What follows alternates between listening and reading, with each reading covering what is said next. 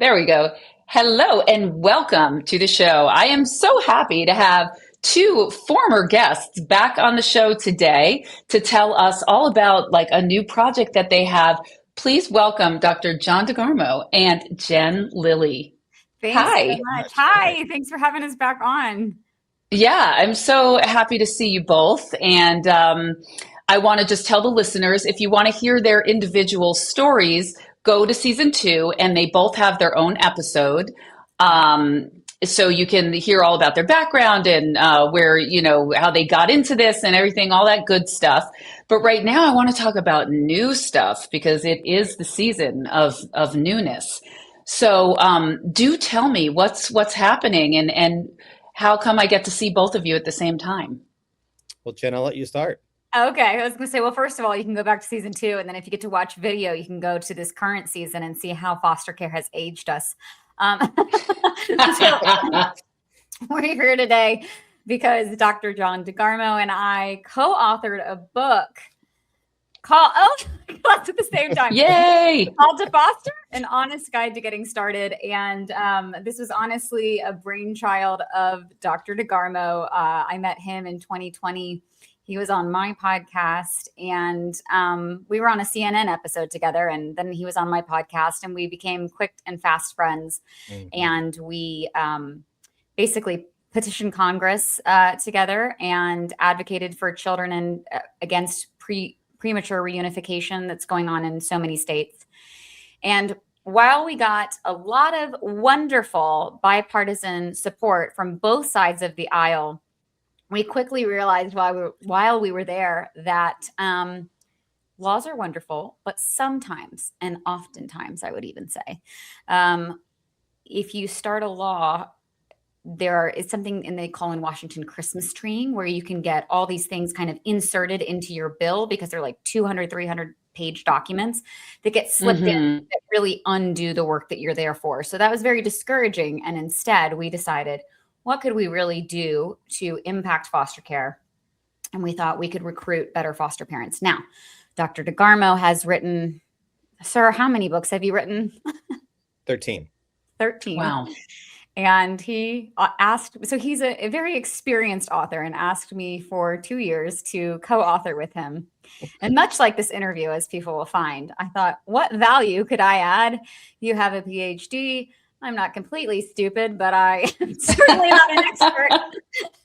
So he wore me down like my kids do. And I decided to co-author a book with him. But what really resulted in it is just the title is so well suited to this book. I mean, it's called To Foster, An Honest Guide to Getting Started. So what you're going to find in the book is, Dr. John is not only a doctor, so he has a lot of wisdom and experience, but he has also walked the foster care journey, as you all know, Rachel.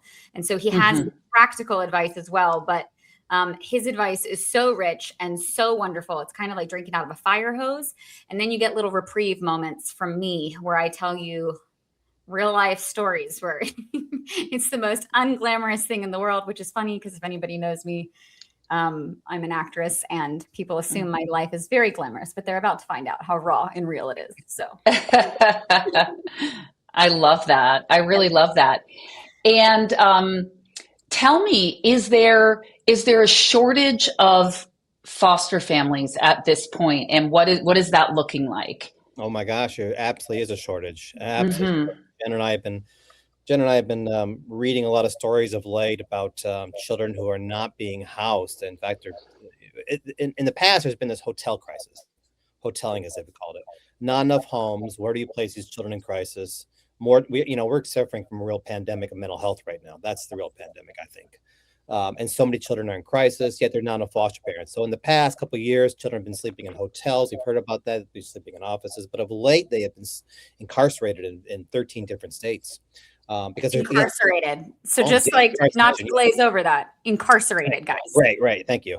Because there's not enough homes. There's simply not enough homes. No, I'm sorry. I have to. Yes. You got to stop. Yeah. I have to stop and just say, what do you mean incarcerated? Like, what do you mean? They're being placed in incarceration. There's not enough homes. In detention home. Okay. Juvenile detention home centers. Right. These kids have no prior record. Maybe some of them do, but nothing to warrant needing placement in a juvenile detention home ministry.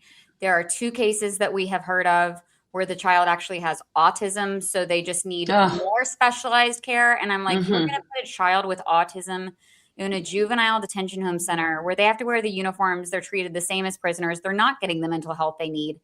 And I mean, there's been a shortage of foster parents for as long as I have known, probably from the inception of foster care. But Dr. John would be more up on the stats than me. I am trying to catch up on all the stats. I read a stat the other day. Now, this is unsubstantiated. I have not found the study that is connected with it. This is just what I have heard. Dr. John, if you probably are more up on this, so you correct me, okay, or shed light on what I'm about to say. I read the other day that since the pandemic began in 2020, and obviously, you guys, we know we're out of the COVID's not a thing right now, but or it's not an unmanageable thing. We're not in a pandemic. But since the shutdown of 2020, there has been a 60% decline or decrease in foster homes. And we already had a severe shortage then. Doctor, have you seen that statistic? Yes. And going back to that incarceration story, Senator John Ossoff from Georgia and Congresswoman Jen Lilley from Virginia, on both sides of the aisle, have been shedding light on this very, very disturbing story.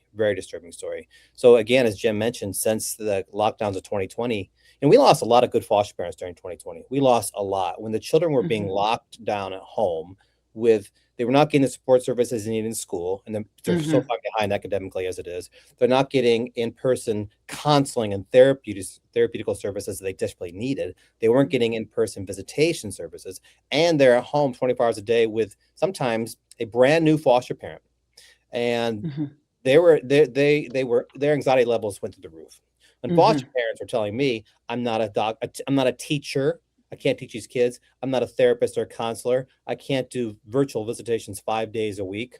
And I have my own challenges and my anxiety levels through the roof. In addition, our caseworkers weren't able to visit the foster parents or the children because of the situation. So many foster parents said, I'm done. I'm out. And we have not seen them come back. Wow. Yeah, that's correct. So there's such a shortage that now apparently in 13 states. And as far as I have researched, now Dr. John and I have been investigating this. I know Dr. John's researched a bit more than I have.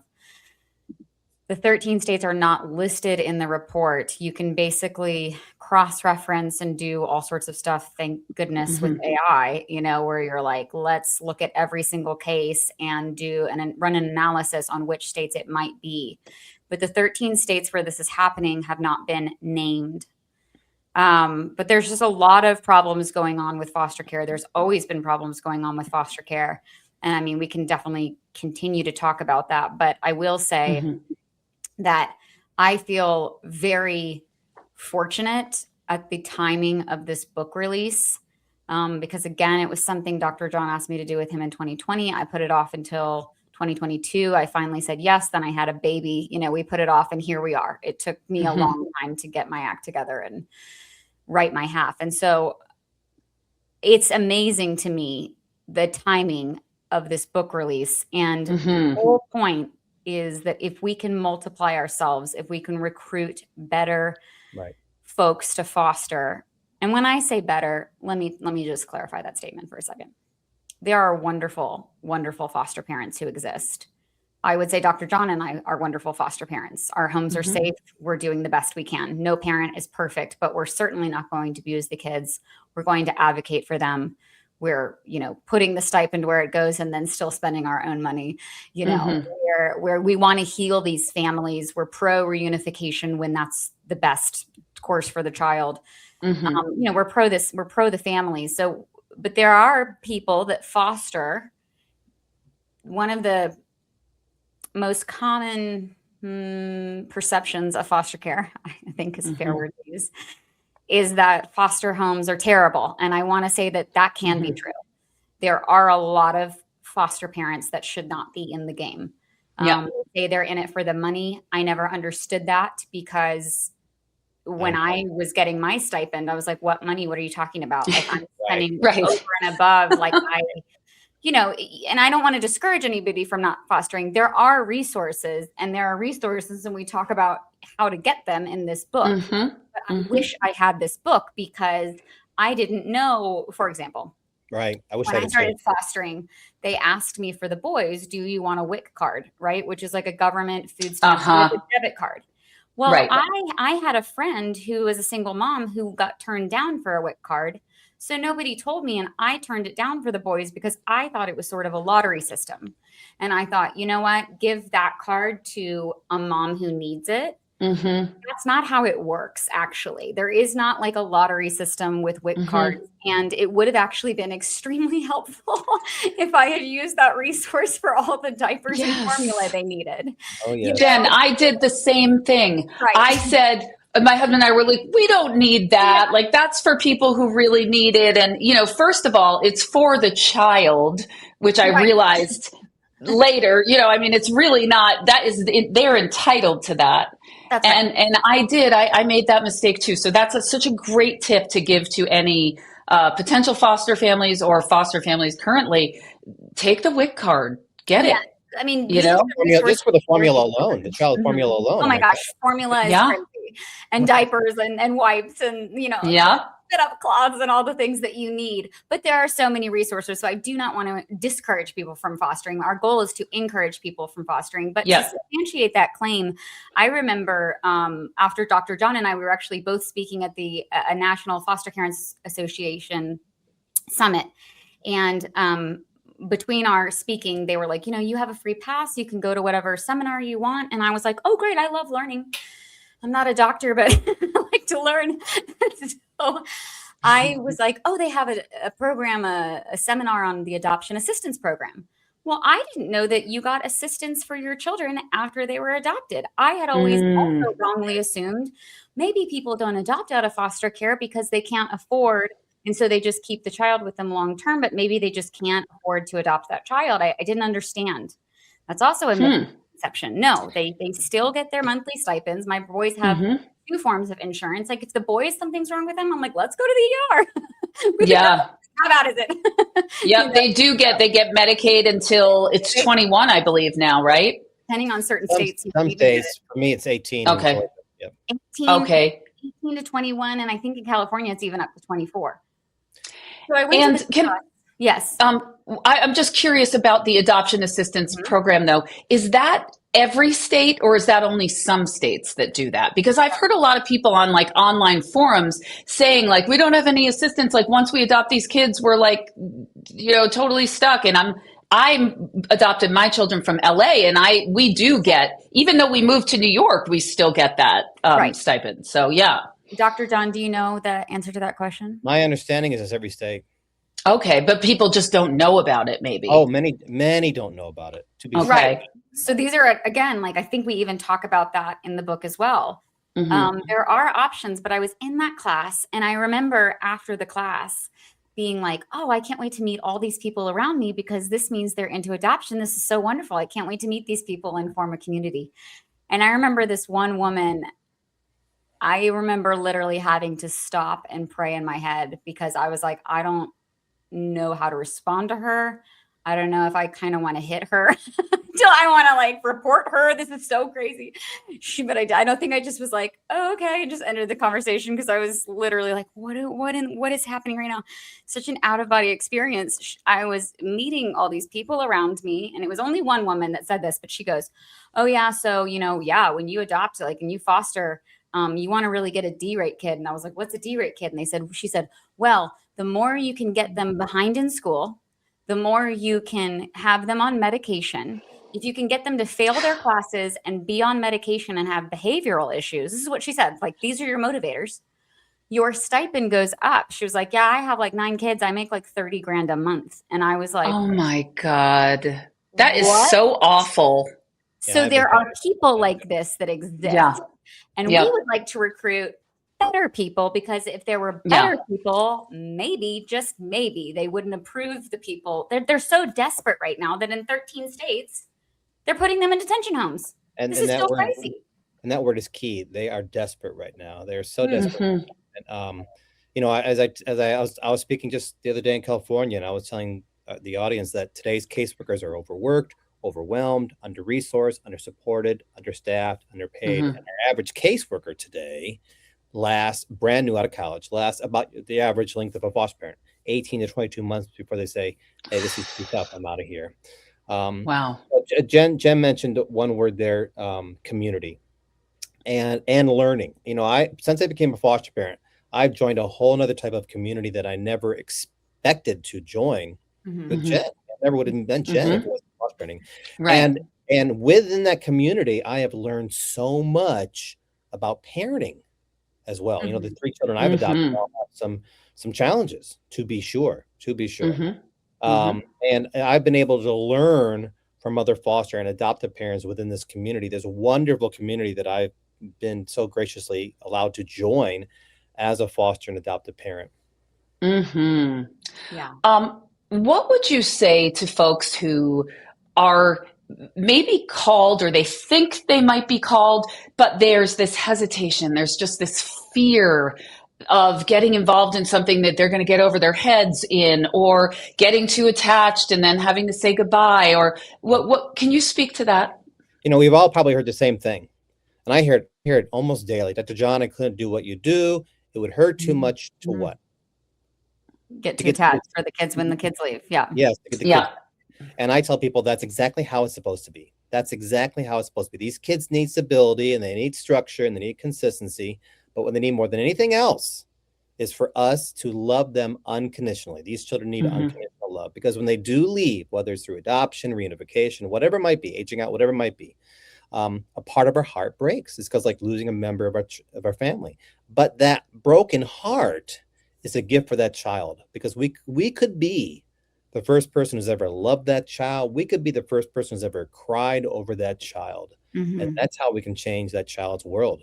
So I tell people, become attached. That's what they need more than anything else. And in addition, there's lots of those misconceptions or myths that, you have to have a big house. You don't. You have to be rich. You don't. You have to be married. You don't. Yeah.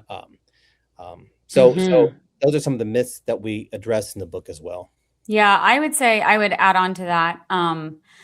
Regarding the attachment, I always tell people, yeah, but if your adult-sized heart can take a little bit of the pain that child would otherwise have to sustain, then you've done your job.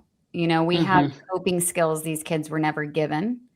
And I would also say that, and I talk about it in the intro of the book, foster care stretched me in ways that nothing else has ever stretched me. And it breaks your heart for all the right things. And it has made me a more tender-hearted, empathetic person. And I do not regret it for a moment. Like, there are things foster care taught me that even regular parenting cannot teach you, that are so wonderful. And I would also say that if, somebody thinks they're called to foster and they don't know where to start, or they're fearful, like you asked, I think that I'll say to you the same thing that I said to my husband, which is, that's okay. But I can't have you say no to something when you don't know what you're saying no to. Just go to, go to a foster care orientation class. No one is going to force you to become a foster parent. Get information, find out what you're really saying no to before you say no. And I would also say there are so many ways to get involved in foster care before. Like, there is a pool you can dip your toe into. I would say a mentor. That's what I did. I was a mentor through Child Help Special Friends program, which is sort of like Big Brothers, Big Sisters. Mentor a child who's already in the system. Mentors have a tremendous impact on the child, just like a parent does. The statistics for a successful mentorship are almost as wonderful as having a healthy, stable foster home to live in. So don't underestimate the power of being a mentor. And once you do that, you kind of slowly, you can kind of ease your way into the take a class. Yeah. You can also be a respite parent as well. Maybe you can't be a full-time foster parent, but you still want to have that experience.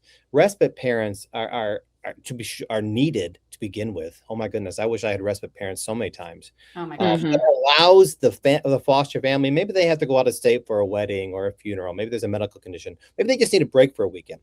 It allows the foster family to have that break, to do what they need to do. The children get to go to another licensed foster family for maybe a weekend or a couple days. And most likely they're going to be spoiled. Most likely they're going to be spoiled by this family who's so excited to have them. In addition, those children are able to form healthy relationships, learn how to trust somebody else at the same time. So they're continuing to form, to learn, and they're healing in that way. So everybody wins. Everybody wins. And if you enjoy that respite period, maybe you say, you know what, maybe I want to do this full time. Maybe I want to go full time into being foster parents. Great advice. Both of you have biological children as well as adopted children through foster care. I also get the question a lot from parents that they want to do it, but they're afraid of, a child with, for lack of a better term, with trauma, with baggage, right? I'll use the word trauma because that's a better word and it's the truth. They're afraid of bringing that into their home and it affecting their biological children. How would you speak to that? Well, my children, I think, have learned to love so much more, like myself, by being a foster sibling. They've learned so much more. They've recognized the signs of child abuse, of bullying, and they're quick to stand up. And I don't know if any of my kids will be foster parents, but what I'm seeing in all of them is that they are choosing a path of serving others in some way. I've got one who's becoming a doctor. I've got one who's considering, I've got two becoming doctors. That's I've amazing. got one considering becoming my son's considering maybe becoming a minister. My son-in-law is a minister. And so I'm seeing they're journeying that path of how can I help others? Yeah. And in addition, they have been able to, we've increased our family. We've had over 60 plus kids. Every Christmas time we have our former foster kiddos come back, and it's a wonderful reunion. So, but there have been times where it's been tough, to be sure. And we've talked about that, and we've addressed that. When we get the call to be for the next place, we all talk, here's the situation. How do we feel about this right now? A couple of times we said no, because sometimes the children, our kids' own need a break. Many times they are, sure, Dad, let's do it. Let's do it. Wow. Okay. How many children do you have at any given time in your home?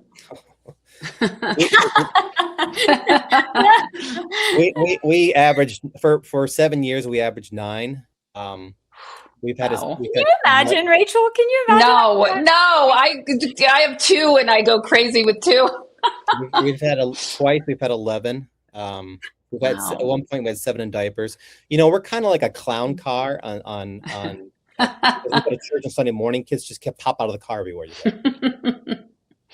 Wow, that's amazing. And Jen, are you fostering currently, or you just have your hands full with all your? How many kids do you have? 4, right? I have 4 under 10. Yeah. So I have my hands full. And I as of recently, I was caretaker for 2 more people. So I just took that off my plate.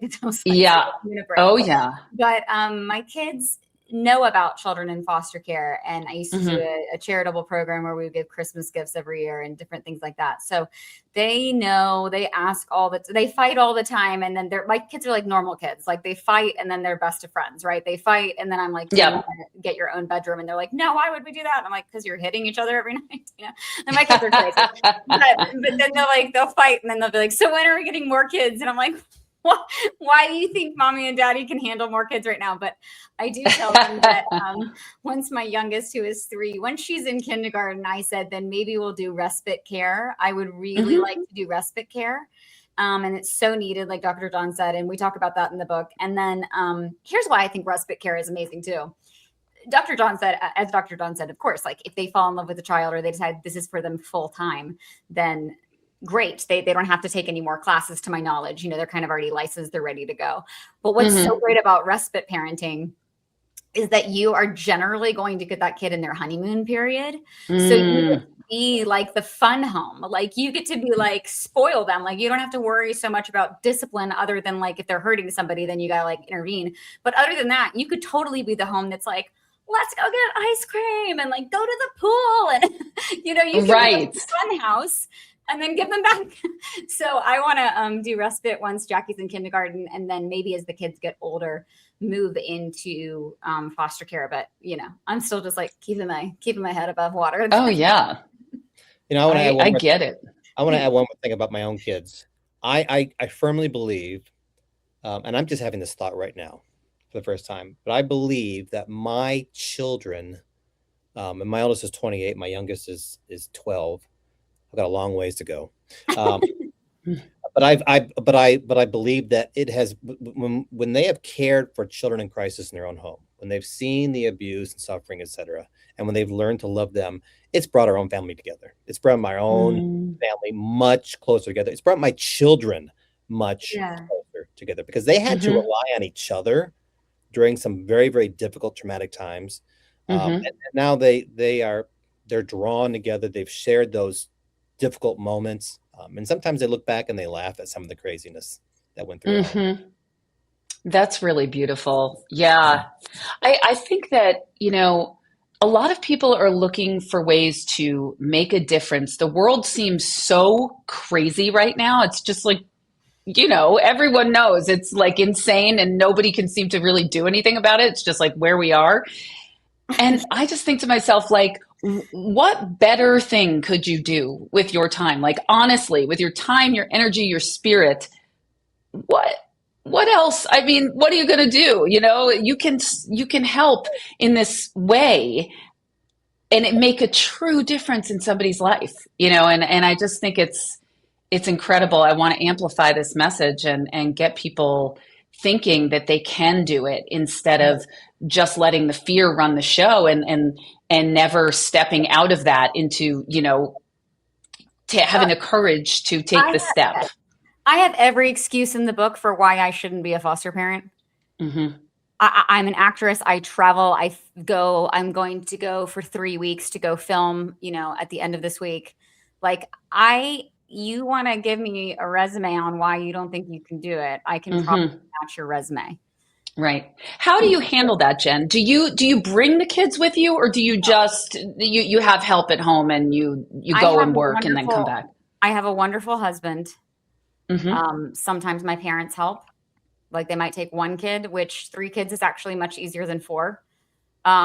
It's always like you go down by one and you're like, whoop, okay. But we just have a system. Like, we talk about that in the book, like having boundaries, having rules, having, just kind of a plan. Like, if you have a plan, you can endure anything for short periods of time. And then I just am very disciplined as far as my schedule. I have, let me actually tell you how many lists, because this is funny.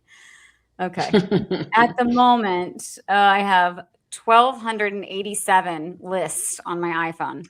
So I have like to do ASAP, to do today. Yeah. So I have list as by priority. And they call it in business, they call it swallowing the frog, where it's like, I just do whatever I don't want to do that has to get done. And you just do it. I mean, Dr. John's the same way. We're both kind of workaholics, and you just figure it out. But I view my role as a mom as like a job. That's kind of how I compartmentalize it. It's like, okay, now I'm in mom mode. Right. Yeah. Thank you. Yeah, that makes sense. Yeah. My wife and I have this saying, we just make it happen. People say, how do you do it? How do you do it? We make it happen. Yeah. This is a priority. This is the priority, and you make it happen. Yeah, it's true. It's true. And nothing teaches you that better than having kids, because it's just, they have to be the priority. They just do. I mean, there's other priorities, but that is always my biggest priority, and running in the back of my head and the front of my head. You know what I mean? It's just 100%. It's like when any non-parent is like, well, I hope you get some rest. And you're like, well, okay, yeah. I hope in 10 minutes, in 10 years, yeah. Yeah, I know. In 10 years, I'll pencil in that rest. I know, and that's what. And Jen mentioned her husband Jason, who's a fantastic guy, and they're partners. And my wife and I are partners. We both have strength, we both have weaknesses, and I couldn't imagine being a foster parent without my wife, because she's better at some things than I am. We rely upon each other, to be sure. And when we're suffering from heartbreak, I remember coming home one time and my wife was our 4th failed adoption.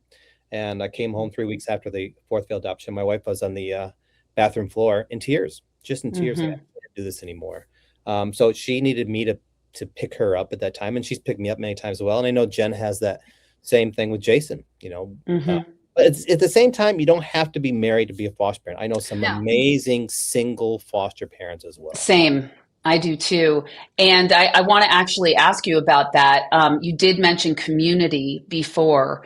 how do people, especially if they don't have a partner to walk through this with, how do they go about forming community with other people that are going through this? So the first thing our caseworker did back in 2002, when my wife and I first became licensed as foster parents, was Mm-hmm. connect us to our local foster parent support group, which I had no idea it existed. Wow. I live in a town of about 3,000 people. Jen's been there. It's Yeah. amazing. Mm-hmm. But I did not know there was a foster parent support group in our town. And she connected to us to that. And boy, that was invaluable. Absolutely valuable. I learned so much watching these foster parents that I didn't know were foster parents. I learned so much from them watching how they took care of the situation, how they handled a situation, how they, when the child was entering the home or whether it was reunification when the child left the home. I learned so much from them. And at the same time, when I'm struggling with something, I can ask them because most likely they've gone through something as well. We have to align ourselves with people who have walked the same path in whatever area it is in life. So we can not only gain wisdom, but gain support. Because there's times I've wanted to just vent or break down in tears. Yeah. Yep. And the only person who's really going to understand it without judging me, compassion, was fellow foster adoptive parents. Because it's true. Because we're crazy. It's a crazy lifestyle. You've got nobody understands it other than other foster parents. Right. It's very true. We have a whole chapter in our book that answers that question, and I would just great. Like, it's in our book, and obviously we've done this interview, and you're going to hear some of our stuff, but like, I'm not trying to sell a book. I don't even know if Dr. John and I get like a quarter or something per sale, if we're lucky.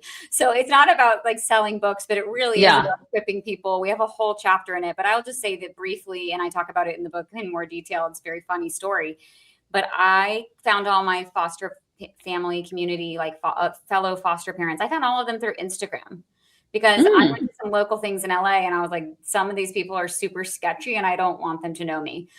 So I found people online and then like DM'd them, and be like, hey, can we like Zoom? Can we like, we would start DMing, and then I would, other moms. I would not talking to like foster dads because that would be super weird. And I feel like it's a little bit inappropriate, but I would, talk to other foster moms. And then at the time I would have them on my podcast, and then, we might Zoom or something, because it would because Dr. John said, like, it's like, you need to vent. Like, there's a whole different form of, you don't understand. I love this child like they're my own. I don't have parental rights over them. You have to come up with more creative disciplines that aren't going to like further trauma, Yes. You have all these like disciplinary things, a tool belt. And sometimes you're like, I have gotten to my last tool. Does anybody else have like a good idea? Right. And that's a good point too, to make in mention, is that, realistically, all of these children are going to have some kind of special need, right? Like, that's just the reality of it. But people get scared when they hear special needs. It's obviously a spectrum. There's, some will have higher needs, some will have lower needs. How do people prepare themselves for a child that will have some kind of special needs? I'll refer to the expert, Dr. John. Well, Jen's heard me tell the story before. When I first became a foster parent, I thought I was so ready. How hard can this be? How hard can this be? Right. Children. My wife had a degree in psychology. I was a teacher. We traveled the world. Our first child died. We experienced it all. So I thought this training was like, this is okay. And then the first placement came at 10:30 at night, 2 girls. And by 10:50 at night, 20 minutes later, I recognized, oh my gosh, what in the world's going on? My training did not prepare me for this. I need to learn more. So there's podcasts, there's videos, there's webinars, there's books, but there's your fellow foster parent as well. So every time a child comes into your home, they may have experienced, maybe it's a large sibling group. We've had a couple groups of sibling groups of 5. And they've all experienced the same thing in the house, but every child's going to react to that differently. They're all going to react to that differently. So that means every time you get a new placement, it's going to be a new experience because that child has experienced it differently. So learning never stops in your foster parent. You always have to learn. I've learned sleep anxieties and eating disorders and reactive attachment disorder and all these disorders and anxieties that I never knew about beforehand because the children placed in my home. So I'm always seeking out learning and knowledge and information. So I'm best equipped to help these children, best equipped to. Right. give them the support services they need in my own home. And that strengthens me as a parent for my own children as well. Yeah. Yeah. Yeah. Thank you. Where can people find the book? How can they buy this book? Of course, on Amazon, where we all get everything. Yeah, I don't know. I don't actually know where you can get it other than Amazon, but it's on Amazon. It's Okay. available for pre-order right now. It releases on May 5th, Cinco de Mayo. Okay. A very exciting day. Awesome. I love tacos and my kids. So anyway, so it's called To Foster, an honest guide to getting started. And And the word honest. Laugh, it will make you cry, and it will, I think, encourage you. If you're already in foster care, I think it will give you the stamina to keep going. I think if you're a social worker, it will give you the stamina to keep going. I think it's a great resource for people who are already in it and for social workers. But I also think, obviously, it's for anybody that's thinking about it and wants to get started and has nowhere to go. So yeah, really fun. I think the font too, I'm going to try to show you.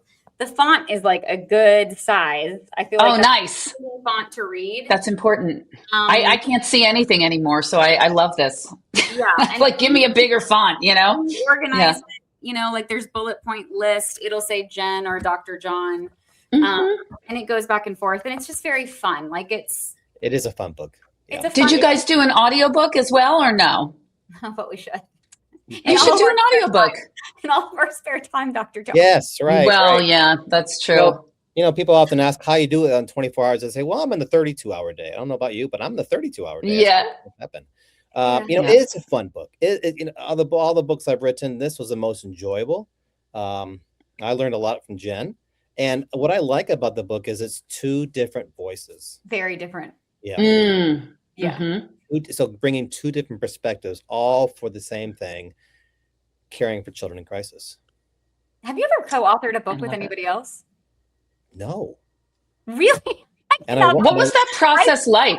Did you work together, or did you work separately and then just give each other the material? Like, how did you do it?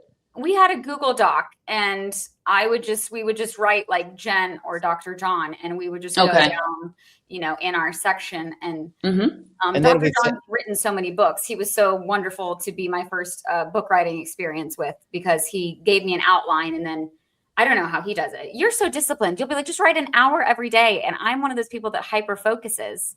So I have to just I'm going to sit here and write it for, 18 hours a day for 7 days in a row. And then I'm done. And he's like, no, just an hour a day. I'm like, an hour a day.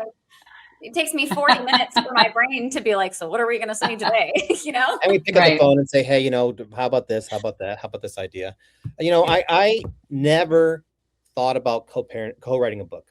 Never thought about doing it. And then the more I got to know Jen and value our dear friendship, I thought, who else would I want to write a book with? Who else would I want to write a book with? Nice. Can't think of anybody else. Because her perspective, her insight, her heart, her love, her values, not only a lot of those match mine, but they inspire me. So I thought this is the perfect person to write. I don't have anything else new to say, but wow, I've got so much more to say because of what Jen is saying. Yeah. I love that. I really love that. I think it's a wonderful resource. I'm going to include it on my I'm putting together a resource list for in May is Foster Care Awareness Month. Yes. And so that's going straight up to the top of that list. And just thank you so much for taking the time to come on the show and tell us about the book. I'm thrilled that you guys were able to make it, both of you at the same time. Wow. I know. Yeah, we love you, Rachel. We really are honored to be on your podcast. I mean, it was a very easy yes, and we both were like, we'll just figure it out in our schedule. We got to talk to Rachel. So we love you. Yeah. We honor that's so awesome. And we just thank you for having us on. Oh, of course. I'll put a link to the pre-order and in the show notes, and just be well, guys. Thank you. Until we meet again. Thank you.